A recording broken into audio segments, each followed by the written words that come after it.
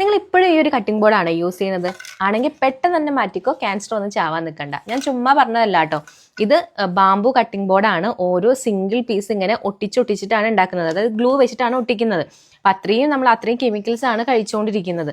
നമ്മൾ പണ്ടൊക്കെ യൂസ് ചെയ്തിട്ടുണ്ടായിരുന്നത് ഇതാണ് കേട്ടോ, നമ്മുടെ പ്ലാവിൻ്റെ ഒരു പീസാണ്. പക്ഷെ ഇത് വലിപ്പം പോരാഞ്ഞിട്ടാണ് നമ്മൾ കടയിൽ നിന്ന് ഈ ഒരു ബാംബു കട്ടിംഗ് ബോർഡ് മേടിച്ചിട്ടുണ്ടായിരുന്നത്.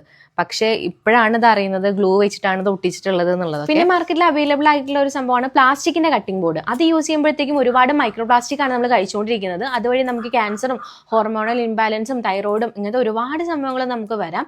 റീസെന്റ് ഞാൻ ഇൻസ്റ്റാഗ്രാമിലെ ആഡ് കണ്ടിട്ടാണ് കേട്ടോ ഷെഫ് ബേന്റെ ഈ ഒരു പുളിമുട്ടി വാങ്ങുന്നത്. ഇതാവുമ്പോൾ സിംഗിൾ പീസ് ആണ്, ഒട്ടിച്ചിട്ടൊന്നുമില്ല, അതുപോലെ പോളിഷിംഗ് ഒന്നും ചെയ്തിട്ടില്ല. അത്യാവശ്യം ഇത് കനം വരുന്നുണ്ട്.